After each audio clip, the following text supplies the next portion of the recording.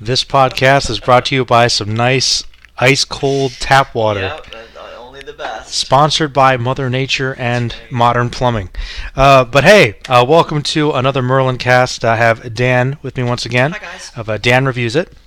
And we're going to talk a little bit about summer movies, ones that we're looking forward to, some thoughts we might have, some predictions, expectations for franchises, whatever. And let's get the big one out of the way first. Avengers Infinity War. We're talking 10 years in the making to get it. They've been building up to get us to this point. Thanos versus everybody, massive crossover. I don't even know who's all in this. Because I don't watch trailers. Dan, well, So, you don't even need to watch the trailer. I know all the Guardians people are in it. I know Black Panther's in it. I know Doctor Strange is in it. I figure everyone is in it, right? Yeah, everybody's in it. Everyone, maybe even people in that. There's rumors that maybe even the Netflix characters will be in it. Wow. I don't know if that's true, but they're trying to get everybody in it. Okay. Though, interestingly, one of the things that's been coming up, people have been talking about, is that, which will lead into my question for you. Hawkeye has not been in the advertising, so people are wondering. I did read an article about that. Is Jeremy Renner in it? And I didn't read the article because I was afraid to give spoilers. But when I was looking up, possibilities for the cast, I was thinking generally what this is, and there was a campaign to have more advertising for him in it. I guess some hardcore fans, people. Well, he did have a nice arc his arc Ultron. in Age of Ultron was one of the best things about that movie. True, actually, So, in that makes retrospect, sense. yeah. But yeah, I'm looking forward to it for sure. It's pretty cool to get us to this point. They've been hinting at it since the ending of Avengers. So that's been pretty cool. But I guess the big thing people have been wondering is, who is going to die? Yes. That's been, I guess, the big thing I've been wondering. There's a ton of speculation about Captain America because Chris Evans' contract is up. And he has been saying that he's done with the character after the next Avengers movie, which to me is Infinity War Part 2. Yeah. Okay. But also, I guess in the comics, this is the storyline, right? That's the funny thing about Infinity War is, like a lot of kind of like Civil War, the basic plot is the same, but a lot of the details are very different. Okay. Say for instance, based on my memory, in the comic, there's this character called Adam Warlock. Mm-hmm. That's one of the main reasons that they get saved at the end. Okay. Adam Warlock has not been anywhere in this. I've never even heard of that. Exactly. So there are differences. I've heard of Adam from He-Man. He-Man is not in this movie, though I heard he was in Ready Player One. I don't know. Oh, yeah, I want to finish the book before I see that movie. But I'm actually planning to see that one, so nice. maybe we could talk about that one coming up. But so I don't know, Dan. Who do you think's gonna make it? Who do you think's definitely gonna die? Your opinion. Okay, I think the whole Chris Evans thing, though, makes sense. I think is a bit of a ruse. I think so too. He's too popular. I think he's gonna stick it out. I think Iron Man might be dead. He's so done, and he's expensive. He's so expensive. Right. That's why he's the most expensive. And he had a really nice side character bit in Spider-Man: Homecoming, so he already kind of got another half a movie all to himself, and then kind of Civil War too. He's been in a lot. He's still there, and he's so I think he might be done. And then other than that, I think he's going to be the only one of the major four that dies. As for side characters, no idea. No idea. You could kill Elizabeth Olsen. You don't like Scarlet Witch? Her accent is rough. Her accent is the worst, and I'm so glad they killed her stupid brother in the other Quicksilver? movie. Yeah. Yeah, they'll never beat the X-Men one on that one. I hate Kick-Ass? Other than Kick-Ass, he's terrible in every other movie. He was good in that. Daniel Johnson or something? I forget. Aaron Taylor Johnson, that's what it is. Yes. So she could die. I don't think they're going to kill Scarlett Johansson.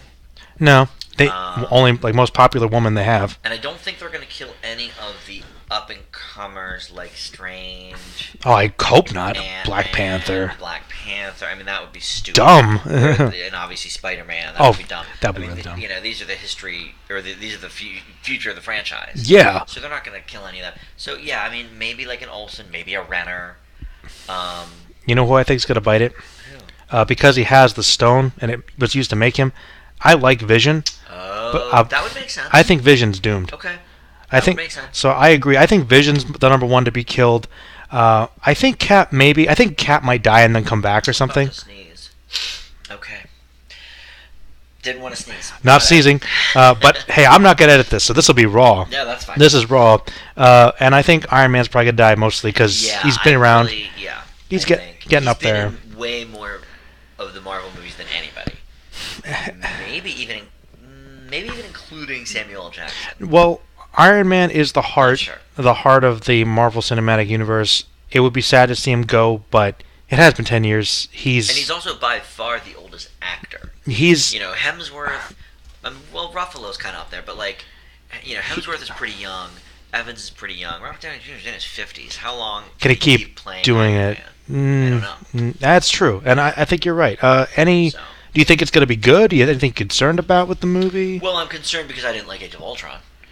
But the last 5 Marvel movies have pretty all great. been at least B+ worthy. Like Thor, Homecoming, Black Panther, Spidey. Yeah, I said that, Spider-Man: Homecoming. Yeah. And then the last kind of bad one was that Thor 2. That was a couple years ago. Ragnarok was good. Mm-hmm. Even the first Ant-Man was good. Doctor Strange was really great. good. So no, I'm not worried about it. I think it'll be good. Okay, yeah, I think so too. Yeah, you're right. I'm really looking forward to it. I'm curious. I feel like it might be one of those things though where we are all going to be excited for part 2. There's still going to be a lot left hanging. Yeah. So. Oh yeah, for sure. If there ever was a trailer for another movie that's a movie, it'll be this one, which has been Right. Marvel shtick, but whatever, it's working. Yeah. Where do you think they'll be able to go after this? Because this is the big crossover, mega epic event. Do you think they're going to have to dial it back? I think they have to. They'll have to go grounded again. Yeah. Because, where do you go from fighting the god who...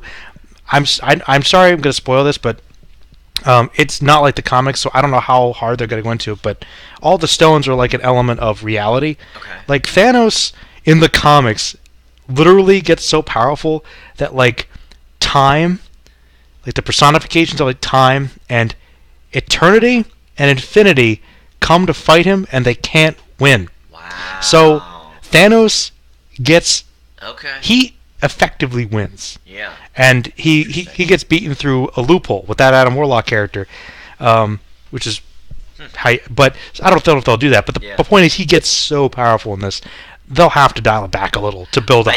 I think they would have to. It would just get ridiculous at that point. Yeah.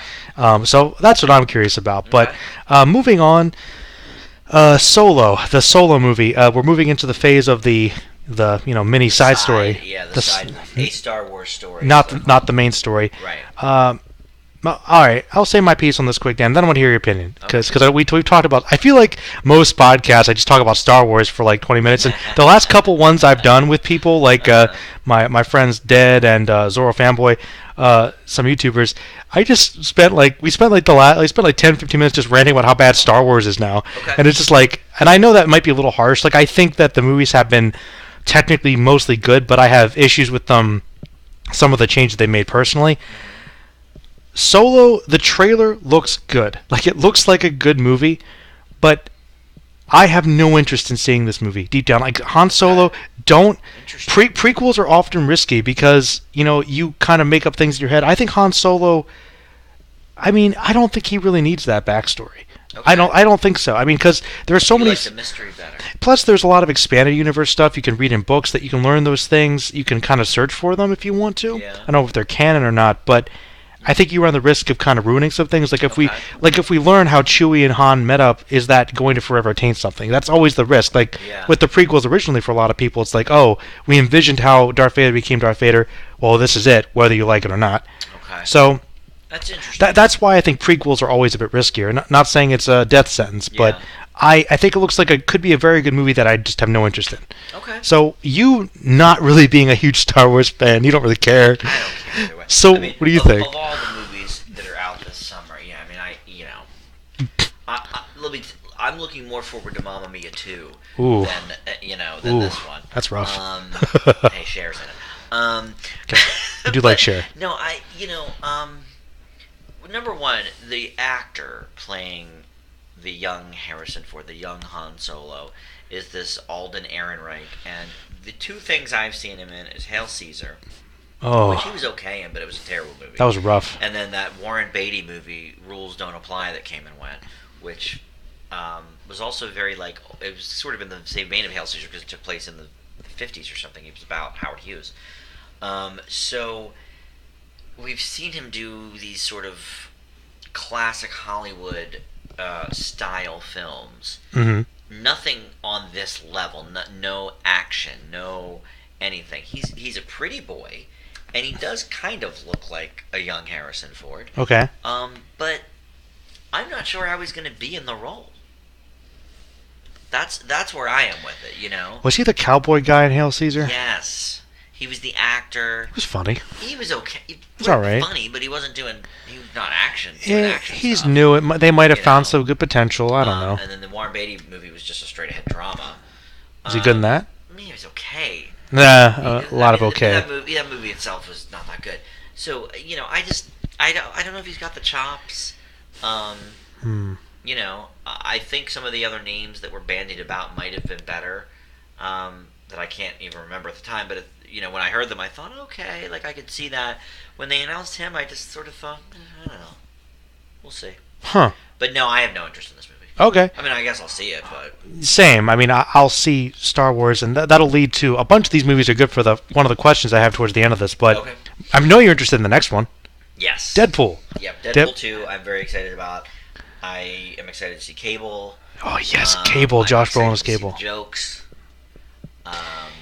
You know, that's another one where I'm wondering about upping the ante because one of my I'm not a huge fan of the Deadpool character, even though I thought they did a fantastic job with his representation of it in the movie. Like I think it's.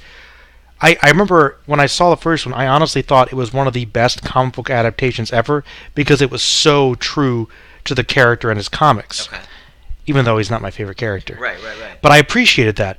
However, Deadpool is sometimes a more serious character with more serious storylines, and if they're bringing in his possible partner Cable for some time travel stuff, they tend to be a bit more serious. Cable always brought he's the straight man of the group. Okay. So if this is how they meet up, I kind of wanted Deadpool to have a little bit more serious of a story because I think they already did make fun of the superhero troops go so meta. I mean, how are they going to do that again and keep it as fresh as the first time? I don't think it can be as fresh as the first time, but I will say, I think Ryan Reynolds with this character is now on that level of Robert Downey Jr. is Iron Man, Hugh Jackman is Wolverine. You know, Ryan Reynolds is Deadpool. And, you know, and you could see why he was so passionate about bringing this to the big screen in the first place. That's true. You know, and more than just that stupid origin movie. But, yeah, it's not his fault. But that wasn't his fault. But you know, especially after playing Green Lantern and you know that being such a bomb, he really had to fight. You know, to have Deadpool made, and he's so passionate about the character because he is such a smart ass in real life. Naturally. You know, like I'm sure you don't follow him on Twitter or anything, but he's one of the few celebs I actually look at on Twitter, and he's always posting like these pictures that have just such witty like comments about them or whatever. He just is this character. So I don't know how serious they're gonna go with it. Mm-hmm. Which you're right, may be a mistake because it may be like, well, we've already gone to this well. Yeah, You know, like, I don't know. That's the only risk I would kind of worry about. But you're right. He seems like one of those guys that he's also very self-aware. He's not afraid to poke fun of himself. Right. He's actually gotten onto like stuff like Honest Trailers and worked with them. Like so he's very in tune to listening to the fans and what people and even say. The character at the beginning of Logan in that little like skit short or whatever. Yeah, the skit, I guess. Yeah. So this is definitely one of my most anticipated for the summer. I'm very excited about Deadpool 2. Oh, me too, absolutely. I'm very much looking forward to it. Also, probably one of the longest awaited Pixar things ever. Like, I have been wanting them to make this movie. Yep. I'm surprised it wasn't made 10 years ago. I honestly don't get it. But Incredibles 2 is coming out. Yes, finally. And I don't know if you know this, Dan. You probably could have guessed it. Incredibles is one of my favorite, if not my favorite, Pixar movie. Yes, I do know that. For obvious reasons. Yes. But it's such a good movie. Why did it take them so long to get this made? I know people have been wanting it. People have been wanting it. The problem, as I understand it, is Brad Bird. He wanted to do it. No, he wanted to do it. It was, and I think Pixar on the whole wanted to do it. Yeah. I think it was more of a Disney issue Mm. because they were hoping to sell more Cars toys if they made a Cars 2. And well, we've already done Toy Story twice. Let's do a third Toy Story before we do this other one. Sequel. Finding Nemo was very successful. Let's do Finding Dory. The Incredibles film, in terms of box office, was not a success. I mean, it was a success for Pixar because they all are. Mm-hmm. But compared to some of these other ones, I mean, box office wise, it didn't do that much better than like Ratatouille or WALL-E. Like, it's not in the top tier. That's why you're gonna make your sequel to Monsters Inc. first, well, or prequel in that case. Oh yeah. Sequel to Finding Nemo, Toy Story 3, and then Cars. The first Cars was very successful, and of course the toys. So money. So money. So that's it. I mean, that's the bottom line for as far as I understand it. Interesting. What took so long? So they just had priorities about what sold the best, marketed the best. That's true. I guess it's easier to market the Cars to little kids than the superheroes. It's more adult anyway. Right. But I know that it's among some of the favorites it's probably one of the higher rated ones. Incredibles is one that has sort of gained almost a cult following over the years, yeah. Because adults love it. True. That's the thing. Keep in mind, Incredibles was the first, animated Disney that was PG. Or certainly Pixar, at least. Maybe not Disney proper, but certainly Pixar PG. One of the first, probably. So, it always spoke more to adults than kids. So that's another reason to push forth a Nemo sequel rather than That's fair. But I guess as maybe like adults and maybe just movie fans in general, maybe and superhero fans, but that's just a niche. I think that it makes sense for them to do it now because 2004 and 2018, two very different years for superhero movies. Yeah. 2004 was still kind of becoming popular, but now it's like, if you got to do a superhero movie, get it done now, because we're still in the bubble. Right. So Pixar's probably like, okay, maybe now's the time. And these movies do take 2 or 3 years for them to make. So, true. Probably by the time they greenlit it was like 3 years ago. We have heard about it for a while. Yeah, you're right. The superhero boom was really reaching its pinnacle. Probably 2-3 years ago. So. True. All right. Well, yeah, we're both looking forward to that one. Yeah. Jurassic World 2. The Fallen Kingdom. You know what's funny?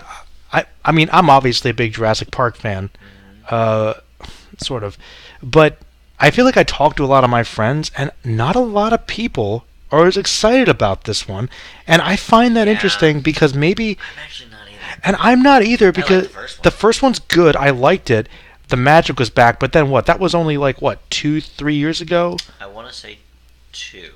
2015? I think it was 2015. It might have been 2015. But even so, that's 3 years ago, and there was all that big, that big gap of, okay, the last one was 2001, the third one, and then, there's another Jurassic Park movie. There was a lot of expectation, and I thought it mostly delivered, and then now we're just making another franchise, get the next one pumped out. It did deliver, but the problem was it was the first movie. Mm-hmm. It was like that Star Wars...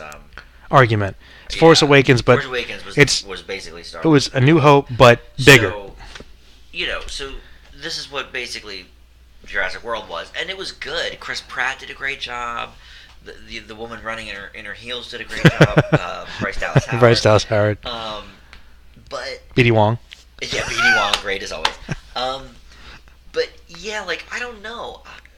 I'm not that excited about it, but I did like Jurassic World. I mean, Goldblum's coming back. Well, I think that is the reason to see it. Yeah, I'm Malcolm's to back. The old school fans, but it is kind of interesting because it's Jurassic World. I think blew everybody away with its box office. I mean, it was only the second movie in history to make over $200 million in opening weekend. Wow. It was nobody expected that. Surprise. So then. Obviously they're like, okay, well, let's do a sequel then. But yeah, I don't know. Also, the Lost World Jurassic Park wasn't that good. Mm-hmm. Jurassic Park does not have a good track record of sequels. No, it doesn't. Lost World and Jurassic Park 3 were not good. They were okay, yeah. They were, 3, I don't know. 3, I thought 3 was pretty bad. 3 was pretty bad. So I don't know. I think it'll do well, but I don't think it's going to be that great. It'll be alright, probably. Though, Probably the least the only one here that isn't really a major franchise, a sequel to the film we liked a couple years ago, Sicario, that Yeah. thriller. I am surprised that they put this in the summer, to be honest. In such a summer Competitive. of action-heavy movies. Escapist, Yeah. dark, gritty, And granted, drug. This is, not for kids. Like, No. you'll take your kids to the Marvel movies or Incredibles or Jurassic Park, but, like, this is for adults. But still, like, this seems like a fall movie to me. Yeah. To put it in the middle of summer, I don't think it's going to do well. I think it's going to get lost in the shuffle, which is a shame. And what a strange movie to do a sequel to. Yeah, but I'm really excited. I mean, like, I liked it. I liked the Yeah. first movie. She's not in it though. No, Chastain's Just, character. It's just. No, not Chastain. Wasn't it Emily Blunt? Yes, it was. It was Emily Blunt. Two of my favorites. Yes. But what's his name is still in it.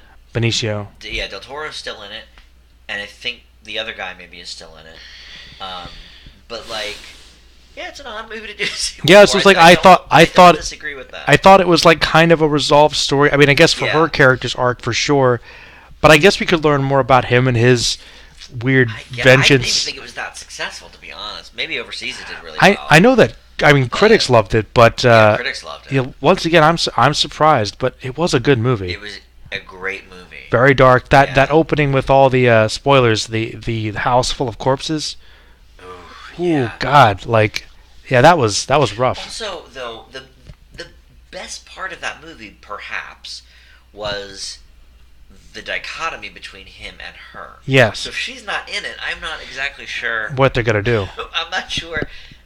Because we know about him now. We know what he's about. That Right. twist. It's like we're gonna follow this Right. guy, but I feel like it's gonna be a straight up revenge thing now because we know what he's about. And look, I'm curious, and I'm looking forward to it, but I don't know What direction? I'm a little curious to see how they're gonna play it off. Same. Yeah. Well, I think I know the direction. The next one, Ant-Man and Wasp. Yep. It's Ant-Man We watched the trailer for that. with before. we did. He's got a sidekick now, Yeah. and that's What's her name from Lost? Evangeline Lilly. Evangeline Lilly. Yes, also the love interest nobody needed in The Hobbit. That's Remember right. the elf? They made her up. She's not in the books. They It's made true. her up completely. Um, Is Douglas in this? yes. Is Pena in this? Don't know, but his stories. We need the stories. Yeah, I always like Pena and his stories. Yeah, I mean, I think this is another one where, like, I'm on board for this. Like, is it necessary to have two huge Marvel movies In one within summer? 2 months? I don't know. But you know what, though? But I'll take it. I have a theory. I think Avengers Infinity War is going to be so intense, and there might be some. Hopefully, there'll be some stakes and maybe some deaths and something. And we'll need a little lighter comedy, like, oh, Yeah, Ant-Man's still why there. not? Maybe it takes place after, or hope. No, it couldn't. No. It would have to take place Could, before. right? It would have to take place before, because what? Yeah, and it'd be. And you know what? It'd be really weird if Ant-Man died and then he got his movie next. That would be So bizarre. maybe he makes it because of that. But Yeah. you're right. I feel like that's what I'm looking forward to, but there's not much to say about it. Right. It's just probably Ant-Man, more It's probably comedy. gonna be good. We love Paul Rudd. Paul Rudd's great. Yeah. Young CG, Kirk probably, or some other actor. Probably, Disney decides to yeah. do again. Uh-huh. And yeah, the final film we're going to talk about specifically is Mission Impossible 6. It is 6, yeah. I forget what it's even called. Fallout, maybe? Who knows? I don't care, because I'll be honest with you. 6. Tom 6. Yeah, Tom 6. Because I'll tell you, man, I like, for the most Ever part, since 3, they've been so good. we always like them. But it's another one of those movies where, like, I know I'm going to see it, I'm probably going to like it, but they're all kind They're of all the same. They're It's all the like same. it's literally that's the joke. I They're all the actually same. didn't like the last one as much as 4. The last one was something or other, and it was not as good as Ghost Protocol is Ghost Protocol is my favorite. Ghost Protocol is probably my favorite. It's the one Yeah. I feel like I've seen the most. Like I feel like it's always on TV. A bunch of Yeah. people want to watch it, but that's the one in the It's got a desert, right? classic- With those wall scaling on the building. Yes, wall scaling on the building. The last one though with the plane was good. Plane, he hanging off the The plane. wall scaling was great. Simon Pegg Did a more. lot more to do. Yeah, because he was In this famous one. then.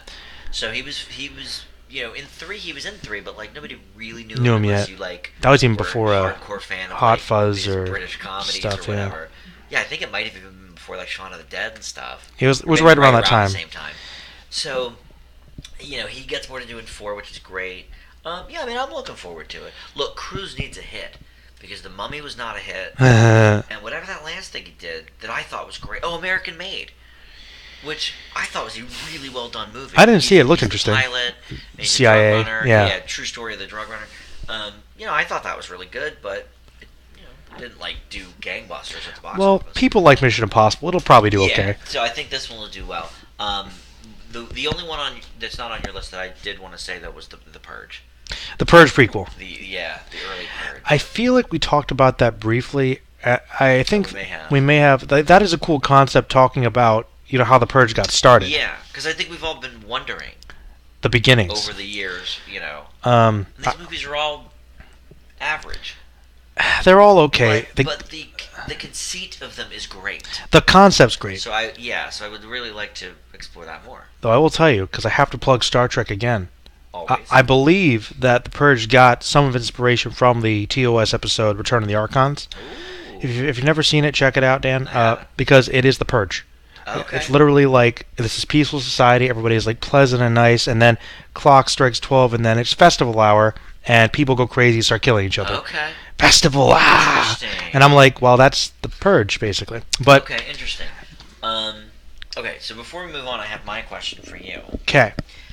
So a friend of mine does this summer movie betting pool thing. Okay. That you may remember because I brought it into Regal when we worked there. Uh-huh. But you bet on what you think the top 10 grossers of the summer is going to be. Mm-hmm. This and that. So so I'm doing that with him this year and his friends, and I just submitted. They started early. They wanted to start it before Ready Player One came out. So okay. So I'm going to give you my top 10 grossers, and you tell me what you think. Because Okay. there's a lot of big. As we can see, that's like 10 there practically. I think we can all agree it's going to be a lot. So here it is. Okay. Number 10, Ocean's 8. Okay. I think you're safe to put that at the bottom. Hathaway. Yeah. Okay. Number 9, Ready Player One. Okay. Number 8, the only really other big animated of the summer, Hotel Transylvania 3. Maybe. Kids got to go to something. Yeah. And then you get to all the ones we talked about. Number 7, Ant-Man and the Wasp. Okay. 6, Mission Impossible Fallout. 5, Deadpool 2. Mm-hmm. Which you might think would be higher, but there's some biggies. Yeah. 4, Incredibles. 3, Solo. 2, Jurassic World. And 1, Infinity War. What do you think? Infinity War is number 1. I think that's a slam dunk. I'm surprised he didn't put Solo higher. Star Wars, man. That might be number 2. That might be Jurassic. But it might. And I debated that, but the side stories don't seem to do that well. Like, Rogue One did very well. But it's like But it was a far cry from the other ones. The Force Awakens. Force Awakens. So I don't know. I think Deadpool might beat Incredibles.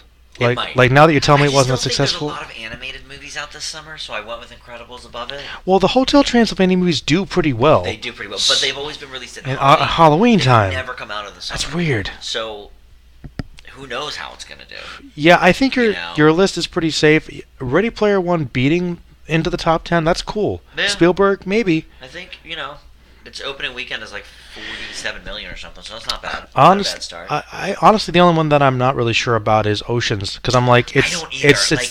People like them, but I don't know. I think every summer almost there seems to be one movie that is primarily women, or for women, I should say, because Magic Mike would be in that category. But last summer, Girls Trip was a big surprise hit because women don't have that much to go to for themselves in the summer. If they don't like superhero movies, they're kind of screwed. That's a good point. I just went with it because Bullock, Hathaway, it's an Ocean's movie. All right. So we'll see. That could be interesting. Interesting choice.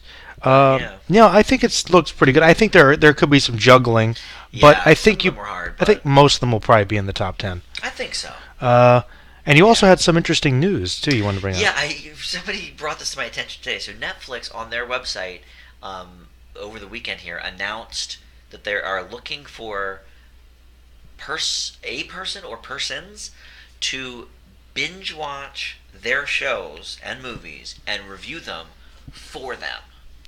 So I guess they would put I don't know why they would have people do that if they stink. If they have you reviewing Bright, that's not going to end. Well, is it like before they come out, like a screening thing? I think it's kind of like a screener, and maybe you review, because as it is now, I don't know that Netflix really sends their stuff to like Critics the critics and beforehand. stuff, because I don't see like the reviews on Rotten Tomatoes or That's anything quick. before they go up. So maybe it is sort of like Let's get a that, feeler like out. an in-house critic, but that can also, I don't know. But it seems interesting. That is cool. I mean, heck, we probably would both do something like that if we could. Yeah. But I'm wondering, would that be like? It would seem kind of weird to me. If it was a movie, that's one thing. But if you're doing a whole show, would they do it episode by episode as it's in production? They would just do the whole season. Well, what if they got like a lot of negative reviews on one of their shows, and it's mostly like done? Like, what did they just decide to market it or shelve it to a different point? Like, that's the part I can't quite figure like out. that seems like that might be an issue. Why they're hiring people to review their own things, unless it's sort of a fake position and they just want you to say that they're all great, which would be very inauthentic. Yeah, but and people would catch on to that pretty quickly. There is a sense, though, actually about there's been a lot of controversy the last couple of years, which kind of leads into the one discussion I wanted to end this with, but about nowadays the idea that maybe some companies might, want critics to give certain grades or ratings to certain movies more likely, like they always lean a certain way. Like there was that conspiracy about like Disney, pushing against the Warner Brothers stuff, and the weird, like the really strong differentials between the tomato and the popcorn. Yeah. Like sometimes they're really weird. Like, what's up? So that would be very, very inauthentic for sure.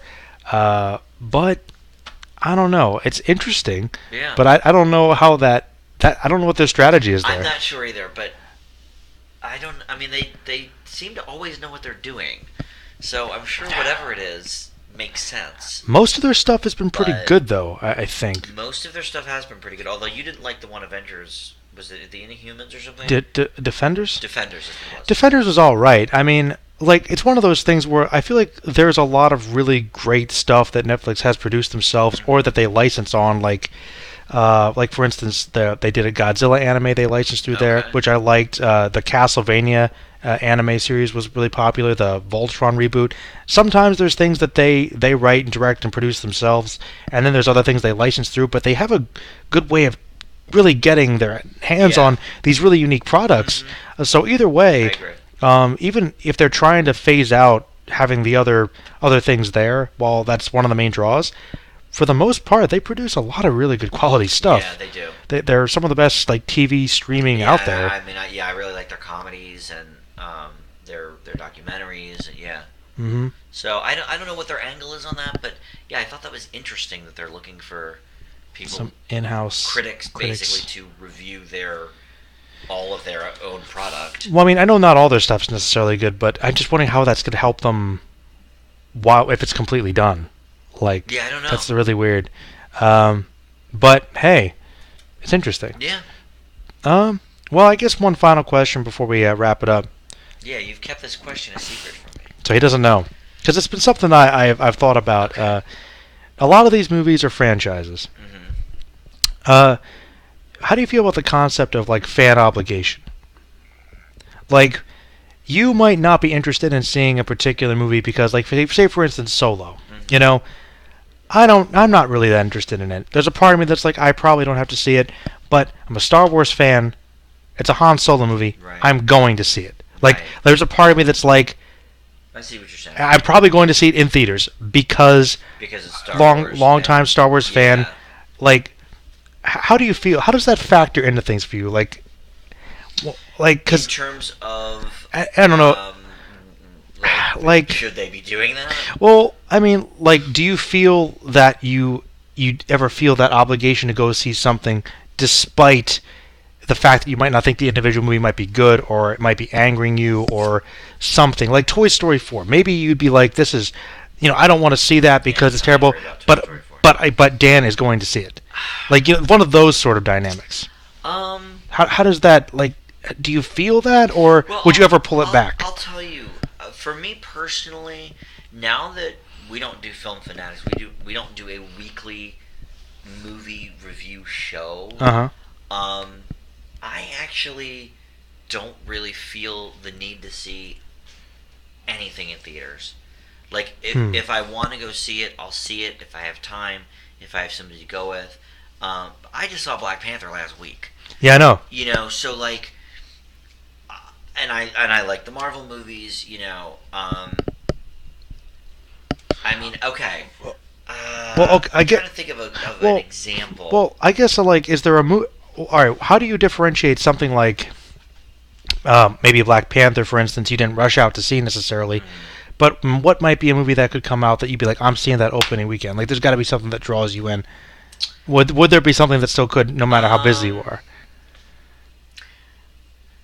Well, okay, that movie that just came out, Love, Simon, about the gay kid in high school. Yeah. I did go see that opening Thursday night. Okay. With my sister. Now, if she didn't want to go see it, I don't know that I would have rushed out to see it, but you know, it made sense for me to give money to this movie, you know, opening weekend, so it does well. I mean, I used to be pretty big on Pixar movies. I guess for me personally, I went opening weekend for every movie for so long. We did do that a lot. For 4 years that we had the podcast. So, like, anymore, I just am kind of like, well, I'll see it when I see it sort of thing. So, you know, and maybe that's just me being burned out. Let's take it back 4 years, you know, before that. Take it before we did the podcast. Yeah. You know, would there be something to get me to rush out? Yeah. I mean, any sort of sequel, yeah, Hunger Games, anything I would not want spoiled. Okay. I would say. So for you, for me, it would have been more about not being spoiled. Yeah. Interesting. Yeah, because I mean that's my thing. I hate being spoiled. That's why I don't watch trailers. And that's one of the things about the heavy social media we have now is that if you don't see it the opening weekend, it's Avengers. Yeah. The day of, there will be so many spoilers on Facebook. Like I'm trying to think. I did see with you the midnight Force Awakens, but I would say probably people held off for a few days on the big Han Solo twist. They did. But I would say within a week, everyone knew. The memes were popping up about it. Yeah, so I'd say, if you really don't want to be spoiled on something, within 7 days you need to see it. I would say. And that might depend on obviously the movie itself. Right. Like if something in Incredibles gets spoiled for me, I don't know that that's like, oh my god, like, you know, like Han Solo dying in Force Awakens. Spoilers. Pretty big please. Spoiler. But that was huge. Even that was for a big deal. Star Wars fan. That's iconic. That was huge. Mm-hmm. I even gasped in the theater. Transcends a bit. Yeah. But okay, when we saw Homecoming. Yes. We went to the Thursday premiere. Oh, and that was the best. When the twist came up, which I won't reveal. That was good. Because that is a spoiler that maybe not everybody knows yet. The audible gasp from everybody in the theater. That was cool. I have never, not to that sense. And I don't think heard that kind of a gasp at a movie. And that was amazing. And that was because of that character never had that connection. That was not in the comics at all. So all those hardcore Spider-Man fans like me, I was like, yo, they did that with him? And literally everyone was like, that moment, it was like, like the whole theater. That was really awesome. So, you know, for something I wouldn't want to be spoiled for, I think that's probably the only thing that could get me out at this point to an opening week. Honestly, though, like have to go. All the movies that I've listed are ones that I probably will see this summer, or maybe at some point towards the end. Like for instance, maybe Mission Impossible or Sicario. I probably won't be rushing out. Yeah. I might wait till they're like at Redbox, but I'll see them. Right. But like they're like for instance, Avengers, Deadpool, Incredibles, Ant-Man. And maybe even Jurassic. I don't want spoilers, so I want to see that as soon as possible because I'm interested, and maybe that's the real connection is how big the movie is in terms of being spoiled and how much you care about it. That's what I would say. Yeah, like like your Hunger Games example. I read the first 2 Hunger Games books before I saw the movies. Mockingjay though I didn't because 2 was so close to the book that I felt like it was already spoiled for me when I was watching it. So I'm like, well, I'm not going to read Mockingjay. So I made sure I was there opening night for those to see them. So yeah, something like that is probably the only thing that I would get out for. Yeah. All right. Cool. Get Out. Question though. Get Out. What a movie. What a movie. Yep. But yeah, man, that is pretty much all I had tonight. Are there Okay. any final plugs or announcements before you go? I don't think so. I guess just my channel is kind of lighting up with the Roseanne stuff I've been doing, which is awesome. So if you're a fan of 90s sitcoms or you're into the Roseanne revival, surf over to Dan Reviews It. I have more than just Roseanne reviews on there, but that seems to be like the thing right now of the year on my channel, which is great. But there are some other movie reviews. You've done a couple things with me on there as well. But yeah. Maybe we'll do another Disney Bombs at some point. I would love to do another Disney Bombs cast. That was a lot of fun. That's good. But yeah, so that's all I guess I wanted to say about that. Cool. Well, yeah, guys, please check out Dan Reviews It for a bunch of movies and TV stuff. And I'm going to get stuff up here whenever. You know how it is. But I'm going to say stay magical.